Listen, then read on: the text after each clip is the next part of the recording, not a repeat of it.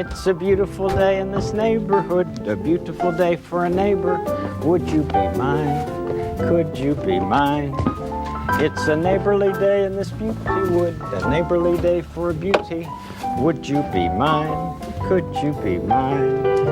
I have always wanted to have a neighbor just like you.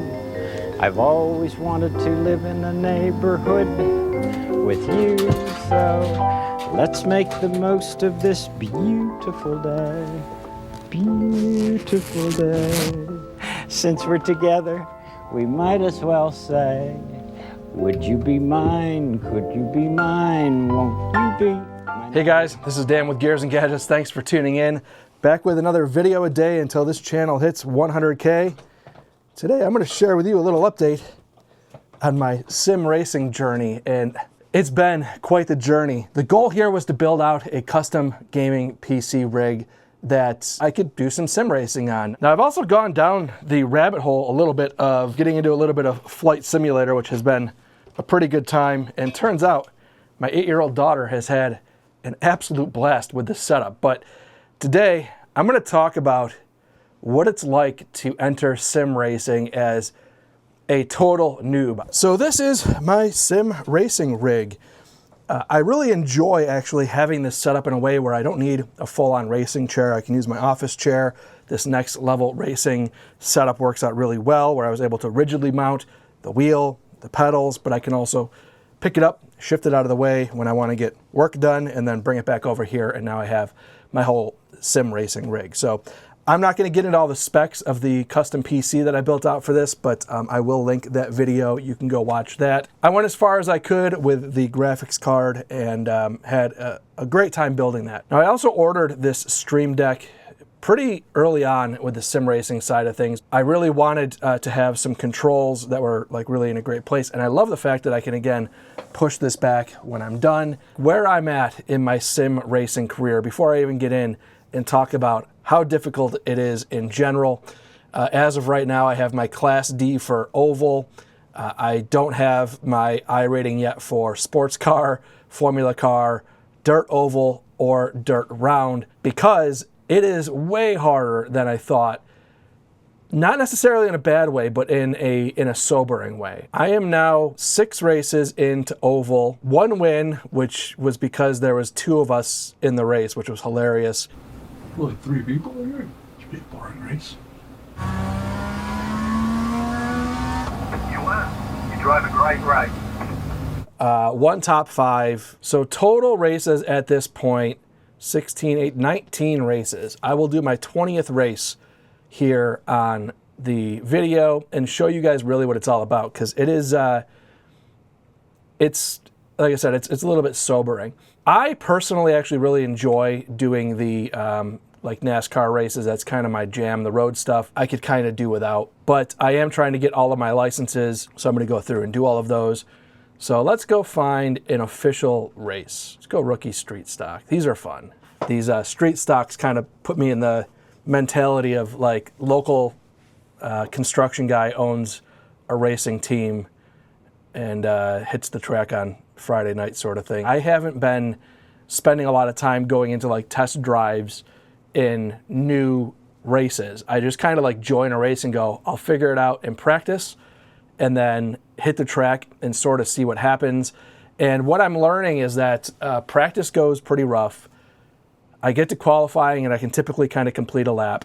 And then once I get into the race, about halfway through the race, I kind of like start figuring out like exactly what I'm supposed to be doing to a degree, and then kind of finish out respectable. But I'm really starting to learn that putting down laps, clean laps, without having any sort of dings going against like your safety record is really the name of the game. So this setup so far with the Logitech, this is the what do they call it? G923, I think it is, has worked out really well for me. I'll go in here to practice. Let's turn up some volume here. I love this switch panel because it feels very, I guess, authentic.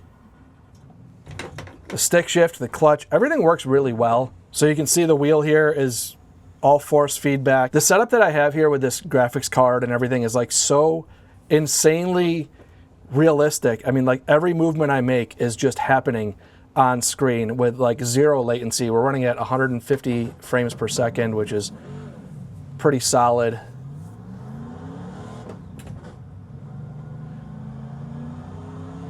$160 frames per second. Like, this whole graphics card setup has no problem with iRacing. I definitely built way more rig than I needed.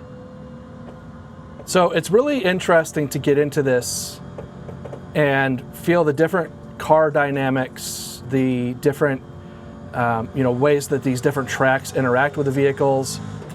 There's so many different variables here, and what really blows my mind is just how different each experience feels. When I started doing this, I realized really quickly, like, man, no wonder drivers use this as a tool to practice for real races, because like, I can only imagine if you had a chair that was moving the same way like some of these really advanced sims operate, that you could really start feeling like insanely connected. So I just run these practice laps, try to get as much feel down as I can. If there's any braking to be done or shifting to be done, you really kind of learn, that kind of stuff. This is just pegged to the ground the entire time, so really not a whole lot of anything other than just trying to feel the dynamics of the back end of the vehicle sliding out, like right there. I wish I could get into this draft, because I would start to see like a little more how much, if at all, I'm going to kind of like suck up into those guys. What did he say? Yeah, I don't know. I'm really into this whole thing. My sim racing experience has been like before bed. My wife tends to pass out on the couch. My daughter's already to sleep, and I can kind of head in here, maybe rip off like a race or two, and it's a great way to get your blood pressure up before going to bed. And that's one thing I'll tell you, like in these races, I've got a few of them where I'm running like a clean race and just somebody dumps you, and like it's really frustrating. Qualifying, let's go qualify. Qualifying is also a very sobering moment when you realize how much better the field is, very much probably likely better than you are. How this works is you have a few minutes to practice, a few minutes to qualify, and then a few minutes to race. So there's like a practice before the practice, and then you go into the qualifying. So I do tend to run these practice laps to kind of see where I'm at compared to the rest of the field before qualifying if I can. Get up behind this guy. Come on, car.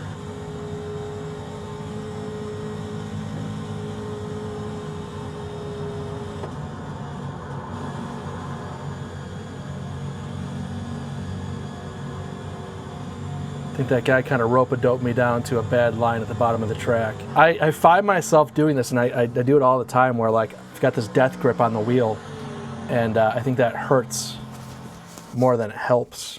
And I'm assuming I'd probably be that way in real life too. For those of you who haven't watched, I did a video recently where I had a chance to go out and drive a Porsche GT4 RS around a track, and it like really gave me the bug to get into like the iRacing side of things. And like that whole experience was so engaging, and it really kind of encouraged me to do this. And the question is like, do I feel the same thrill in this? Does it simulate it? And the answer is absolutely. I mean, no, I'm not in a $160,000 car right now, but it feels like the principles are all there. So let's try to rip off a good qualifying run here and see how I fall in the field. I guess I'm not. Oh, I guess I am. Like I just said, they ran 2 seconds, 2.5 seconds faster than me. Johnny Johnson Motorsports is actually a big inspiration for me jumping into this world as well.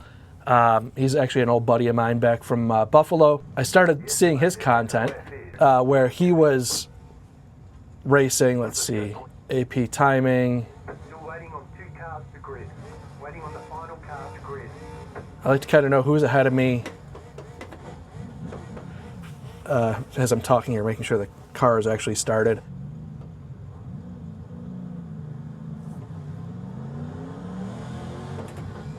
One to go. Next time by. Line up on the outside. Pit road is closed right now. Catch up 6 cars. People also do some really dorky things on pace laps. Get ready, going green. All right, let's rock and roll and see what I can do for this race. 20 Car laps. is off, be ready.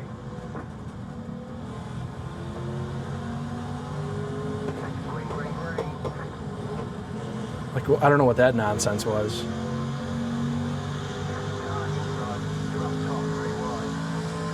Still there, still there. So typically you're gonna have Go high. somebody wreck out pretty darn quick, to the point where I usually cover the brake actually for the first lap or two.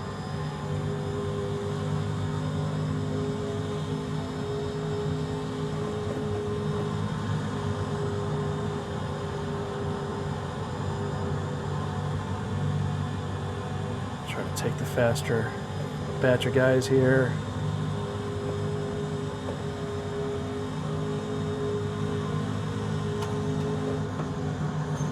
So that guy's toast.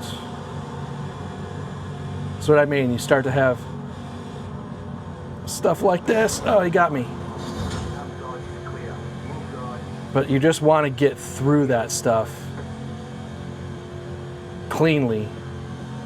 Looks like your car is toast. Ah, why is my car toast? Hold the reset button and we'll What happened to me? What happened to me? I don't understand that. This is where iRacing sucks. What did I do? all the damage is repairable. Ah, this is one of those frustrating races.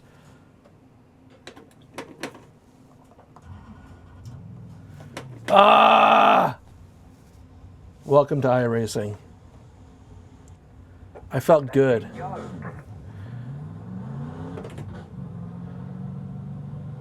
So for iRacing pros out there, drop a comment down below. What did I do there? What was wrong? Because I don't really know. It's all part of learning.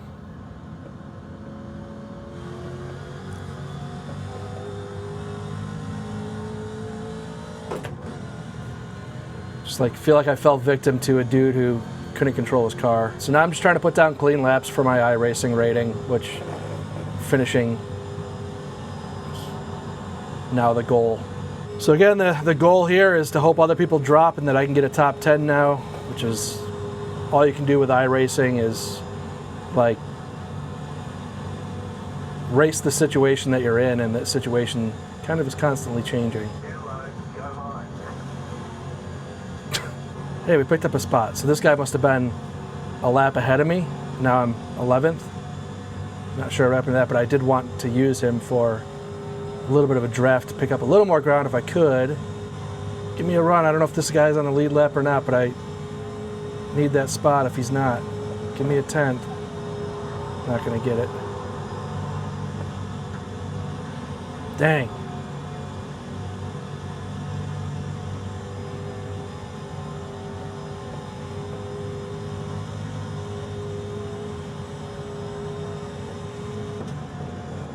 Checkered flag, checkered flag. Dang. 11th. So that's iRacing. You know, my experience with this has been really fun. I mean, even races like that, you finish and you're just like, ugh. I feel like I had such a better potential finish in me there. And somebody else, you kind of get into them, and then before you know it, you're towed back to the pits down 2 laps and just trying to finish a clean race. So I absolutely love this setup. This whole custom-built PC rig has worked out very well for me. Got her all set up with the red, white, and blue. And I just absolutely love it. I just want to thank you guys for tuning in and giving me an opportunity to do this kind of really cool stuff. Without you guys, none of this stuff is possible. And I really appreciate you know, the support that I have. Even the trolls out there that like to drop comments that might kind of chat me for a minute. I appreciate you guys too, because you don't get it. That's fine. I'm okay with it. Some people don't know how to use the internet or realize that watching these videos is totally optional. But with that said, thank you guys very much for tuning in. If this is your first time tuning in, please hit that subscribe button down below. Remember, likes go a long way to help support the channel, and I will see you guys next time.